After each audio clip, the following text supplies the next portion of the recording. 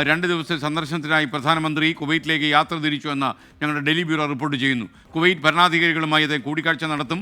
43 കൊല്ലങ്ങൾക്ക് ശേഷം ഒരു പ്രധാനമന്ത്രി ഇന്ത്യയിൽ നിന്ന് കുവൈറ്റിലെത്തുകയാണ്. അതിന് ചരിത്ര പ്രാധാന്യമുള്ള സന്ദർശനമാണ്. കുവൈറ്റ് സർക്കാരും വളരെ പ്രതീക്ഷയോടെയും അത് വളരെ ആദരവോടെയുമാണ് ഈ മോഡി സന്ദർശനത്തെ കാണുന്നത്. ബൽറാം നെടുങ്ങാടി ചേരുകയാണ് നമുക്കൊപ്പം. ബൽറാം, നരേന്ദ്രമോദി യാത്ര തിരിച്ചു കഴിഞ്ഞു എന്ന് മനസ്സിലാക്കുന്നു, വിവരങ്ങൾ?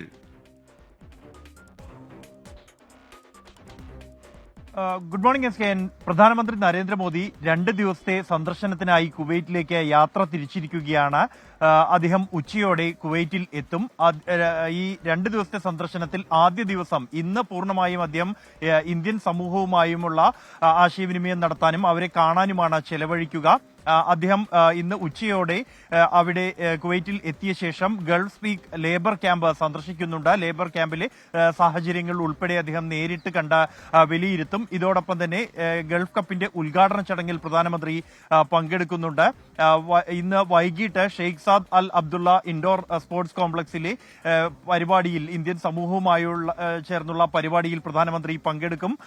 ഇതുകൂടാതെ നാളെയാണ് അദ്ദേഹത്തിന്റെ ഔപചാരികമായ കുവൈറ്റ് ഭരണാധികാരികളുമായി ബന്ധപ്പെട്ടുള്ള ചർച്ചകൾ നടക്കുക. കുവൈറ്റ് അമീറുമായി അദ്ദേഹം നാളെ രാവിലെ കൂടിക്കാഴ്ച നടത്തുന്നുണ്ട്. അതിനുശേഷം കുവൈറ്റ് കിരീടാവകാശിയുമായും അദ്ദേഹം കൂടിക്കാഴ്ച നടത്തും. പ്രധാനമന്ത്രിയുമായി നടത്തുന്ന ചർച്ചയിൽ ഇരു രാജ്യങ്ങളും തമ്മിലുള്ള കരാറുകളിലും പ്രധാനമന്ത്രി ഒപ്പുവെക്കും. SKN. Thank you Balram Nedungadi.